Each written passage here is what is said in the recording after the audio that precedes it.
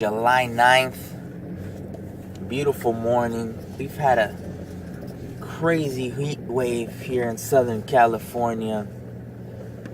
Last Friday we reached, in some areas, 113, 115.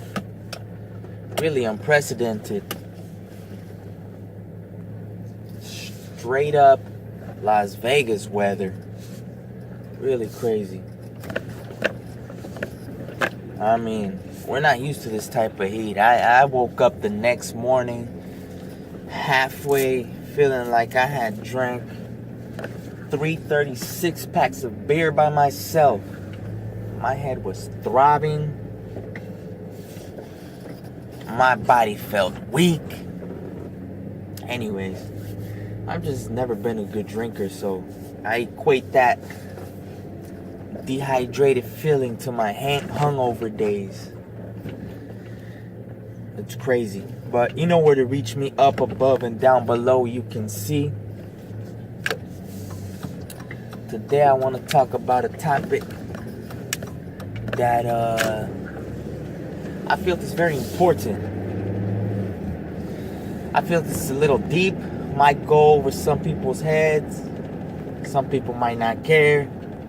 But basically boils down to this.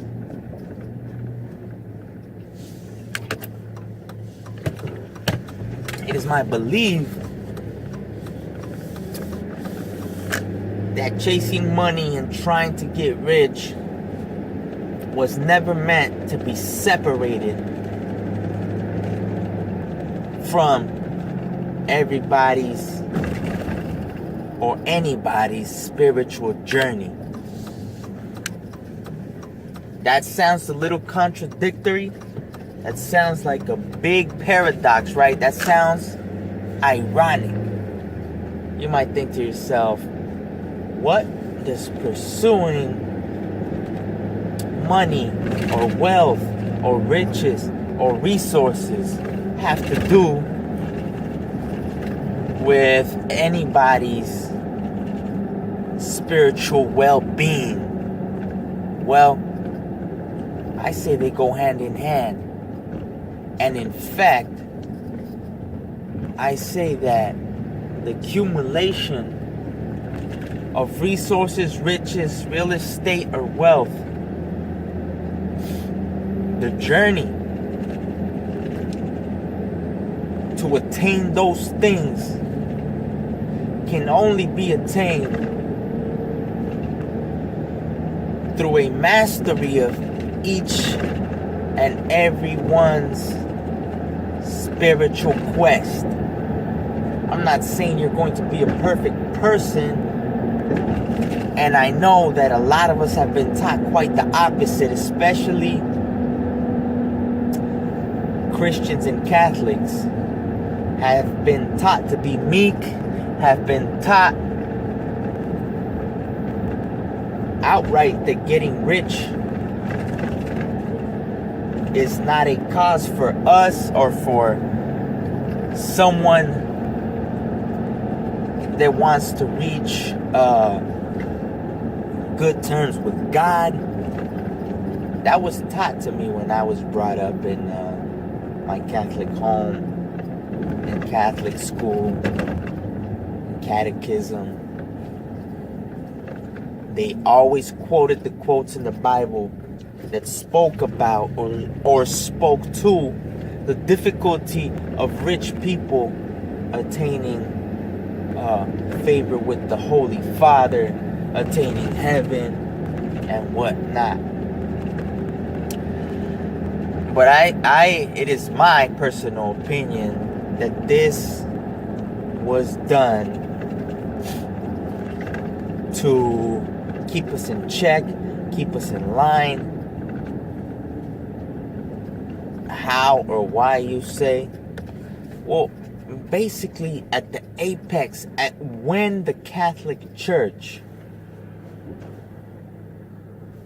was at its most powerful point in time in the last 2,000 years, it basically worked as a real estate investment company that held a monopoly on anybody and everybody's soul.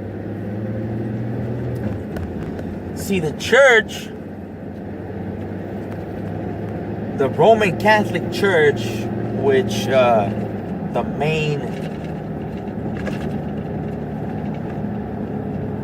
main controller of this religion, being the Vatican, didn't get so rich by mere coincidence, okay? They didn't get so rich by just saving lives. I'm sure you know of points in time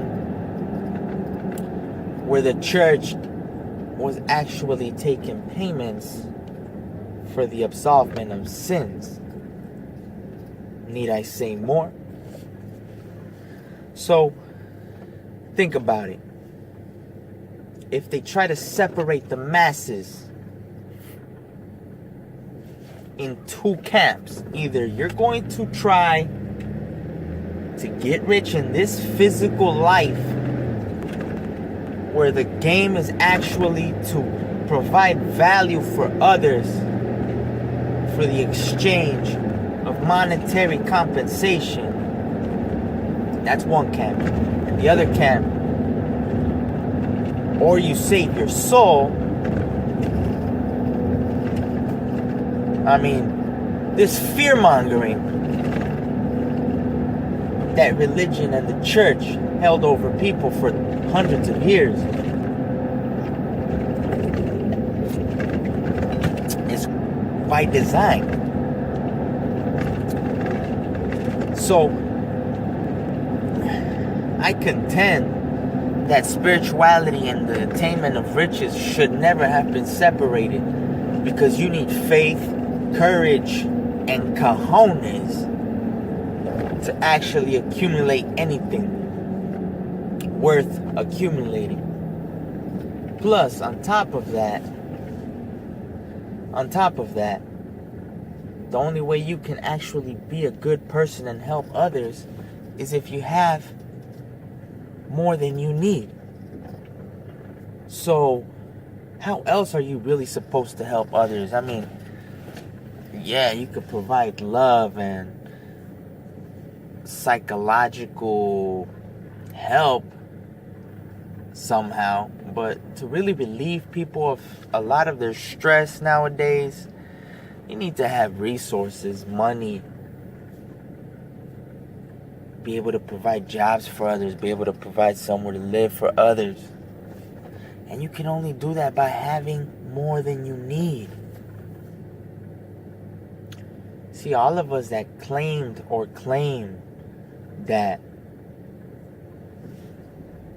the love of money, or not the love of money, the want of money or the pursuit of money is for people that are greedy, are inherently bad people, or are